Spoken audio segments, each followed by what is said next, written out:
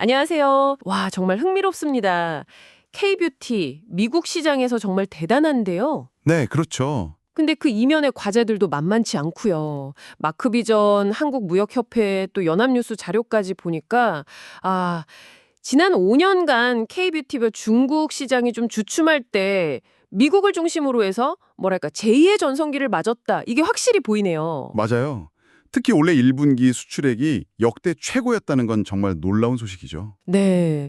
그래서 오늘 저희는 K뷰티가 어떻게 미국 소비자들 마음을 사로잡았는지, 또 앞으로 넘어야 할 과제는 뭔지, 특히 그 최근에 타결된 한미 관세 협상 있지 않습니까? 네. 그 영향이랑 기업들 대응까지 한번 깊이 파헤쳐보겠습니다.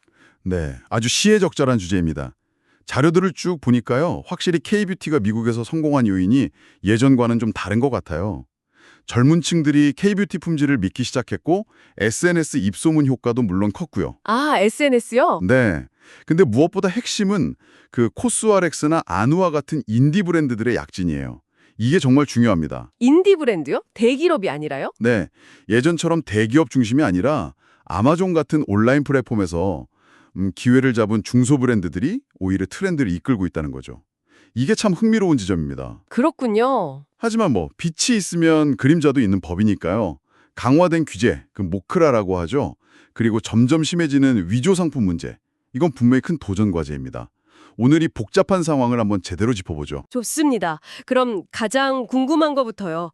도대체 왜 미국 소비자들이 K뷰티, 특히 그 인디 브랜드에 이렇게 열광하는 걸까요? 그냥 싸고 좋아서, 가성비, 이거 하나만으로는 설명이 좀 부족한 것 같은데요? 물론 가성비 중요하죠. 합리적인 가격에 품질이 뛰어나다는 건 기본 전제고요. 네네. 근데 거기에 더해서 코로나19 이후에 온라인 쇼핑이 엄청 늘었잖아요. 그리고 클린 뷰티라고 해서 성분 좋은 것 따지는 소비자들이 확 늘었어요. 성분? 네. 바로 이 지점에서 K뷰티의 강점이 딱 맞아 떨어진 거죠. 특히 틱톡이나 인스타그램 같은 데서 뭐랄까 이거 써봤더니 피부가 대박 좋아졌어요.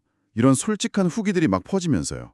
바이럴이군요. 네. 그러면서 특정 인디 브랜드들이 그냥 순식간에 유명해진 거예요. 아마존에서 K뷰티 카테고리 매출이 거의 80% 가까이 뛰었다고 하니까 그 힘이 어느 정도인지 짐작이 가시죠? 와, 80%요. 대단하네요. 네.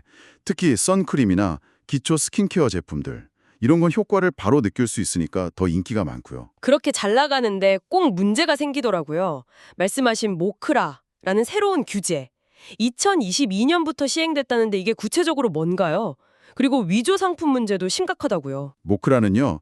그 화장품 규제 현대화법인데 쉽게 말해서 미국에서 파는 화장품에 대한 안전 기준을 확 올린 거예요. 안전 기준 강화. 네. 제조시설 등록해야 하고 GMP라고 우수 제조관리 기준도 지켜야 하고 또 알레르기 일으킬 수 있는 성분은 다 표시해야 하고 이런 게 다 의무화됐죠. 그럼 소비자 입장에선 좋은 거 아닌가요? 소비자한텐 좋은 건데 기업들, 특히 이제 막 시작하는 중소 브랜드들 입장에서는 이걸 다 맞추려면 시간도 비용도 많이 들죠. 만약 못 지키면 강제로 리콜당하거나 판매 중지될 수도 있으니 이게 또 다른 허들이 되는 겁니다. 그렇군요. 규제도 힘든데 위조 상품, 짝퉁 문제는 얼마나 심각한 건가요? 이것도 정말 심각해요. K뷰티가 인기 있으니까 당연히 짝퉁도 많이 생기죠. 그 말크비전 설문 보니까 미국 소비자 10명 중 7명 이상이 자기도 모르게 위조품을 사본 적이 있대요. 70% 이상이요? 헐. 네. 이게 그냥 물건만 가짜인 게 아니라 안전하지 않은 성분이 들어있을 수도 있잖아요. 그럼 소비자 안전에 직결되고 또 브랜드 이미지나 신뢰도는 그냥 한순간에 무너지는 거죠. 아주 치명적인 문제입니다. 규제, 위조품 문제만 해도 머리 아픈데 최근에 가장 큰 이슈는 역시 관세였죠. 한미 관세 협상. 원래 막 25% 관세에 매긴다는 얘기까지 있었는데 다행히 15% 상호 관세로 결정됐잖아요. 네, 맞아요. 8월 1일부터 적용됐죠. 이게 K뷰티 업계에는 어떤 영향을 줄까요? 최악은 면했지만 15%도 적은 건 아닌데요. 그렇죠. 관세율이 오른 건 분명 부담이죠. 하지만 일단 그 불확실성이 해소됐다는 거, 그리고 예상했던 것보다는 낮은 세율이라는 점에서 업계는 뭐랄까, 일단 한숨 돌리는 분위기예요. 일단 안도하는군요. 네. 특히 화장품은 다른 제품에 비해서 원가 비중이 아주 높은 편은 아니고요. 또 이미 미국 시장에서 브랜드 인지도가 있는 제품들이 많아서 타격이 아주 크지는 않을 거다. 이런 분석이 좀 우세합니다. 요즘 환율 높은 것도 어느 정도는 충격을 흡수해 줄 수 있고요. 그렇지만 중소 브랜드들은 좀 다르지 않을까요? 수익성이 좀 빠듯한 중소 인디 브랜드들한테는 이 15%가 분명 부담이 될 수밖에 없어요.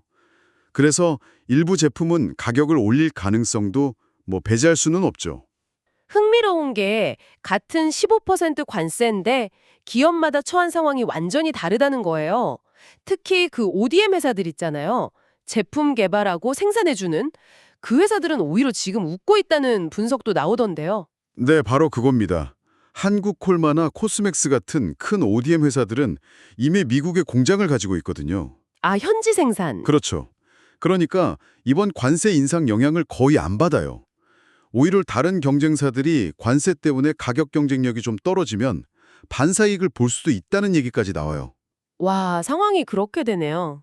네, 이 회사들은 K뷰티 인디 브랜드들이 잘 나가면서 가치 실적이 좋아졌거든요. 그래서 미국 투자를 더 늘리는 추세고요. 반면에 예를 들어 삼양식품 들닭볶음면 같은 경우 미국 수출 비중이 높은데 현지 공장은 없잖아요. 네, 그쵸. 그러면 가격 인상 압박이 훨씬 크겠죠. 그리고 최근에 나온 그 $800 이하 역직구 소포에도 관세 부과한다는 행정명령. 이것도 K패션이나 뷰티 제품 판매에는 또 다른 변수가 될 수 있고요. 결국은 현지 생산 능력 같은 인프라가 중요해지는군요. 이런 상황에서 기업들 전략도 갈리는 것 같아요. 아모레퍼시픽이랑 LG생활건강 이 두 큰 회사의 미국 공력법이 아주 다르다고 하던데요. 네, 아주 재밌는 부분이죠. 아모레퍼시픽은 인수한 코스RX를 완전 전면에 내세우고 또 한율 같은 대중적인 브랜드를 세포라 같은 곳에 입점시키면서 가성비랑 대중성, 이걸 무기로 시장을 빠르게 파고드는 전략이에요. 어떻게 보면 인디 브랜드 성공 방식을 따라가는 거죠. 아, 대중적인 접근이군요. 반면에 LG생활건강은 좀 달라요. 더후 같은 아주 비싼 초고가 브랜드를 내세워서 중국에서 성공했던 그 모델을 미국 프리미엄 시장에 그대로 가져가려고 하고 있어요. 중국 성공 모델을 미국에. 통할까요? 글쎄요, 그 점에 대해서는 의견이 좀 엇갈립니다. 미국 프리미엄 시장은 이미 에스티로더나 로레알 같은 글로벌 강자들이 꽉 잡고 있거든요.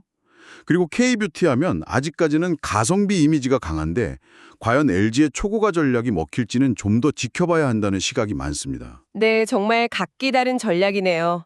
오늘 당신 덕분에 K뷰티의 미국 시장 성공 스토리부터 시작해서 규제, 위조 상품, 관세 같은 현실적인 어려움들, 그리고 거기에 맞서는 기업들의 다양한 생존법까지 정말 한눈에 쭉 훑어볼 수 있었습니다. K뷰티의 여정, 정말 역동적이네요. 그렇습니다. K뷰티가 품질, 혁신성, 그리고 아주 영리한 마케팅으로 미국에서 정말 대단한 성과를 거둔 건 분명한 사실입니다. 하지만 이제부터는 그냥 유행을 타는 걸 넘어서야죠. 현지 규제 잘 지키고 지식재산권 보호 같은 기본기를 더 탄탄하게 다지고 또 계속 변하는 통상 환경에 유연하게 대처하는 능력. 이게 앞으로 지속적인 성장을 위한 열쇠가 될 겁니다. 오늘 저희 분석이 K뷰티 산업의 현재와 미래를 더 깊이 이해하는 데 당신에게 좋은 길잡이가 되었기를 바랍니다. 마지막으로 이 모든 자료들을 쭉 보면서 이런 질문 하나가 떠오르네요. K뷰티 성공의 상당 부분이 SNS 트렌드나 가성비 같은 어떻게 보면 외부적인 요인에 좀 기댄 측면이 있다면 앞으로 규제와 관세 장벽이 점점 높아지는 이런 환경 속에서 K뷰티만이 가진 그야말로 대체 불가능한 내재적인 강점은 과연 무엇이 되어야 할까요? 어쩌면 이 질문에 대한 답을 찾아가는 과정이 K뷰티의 다음 장을 결정하게 될지도 모르겠습니다.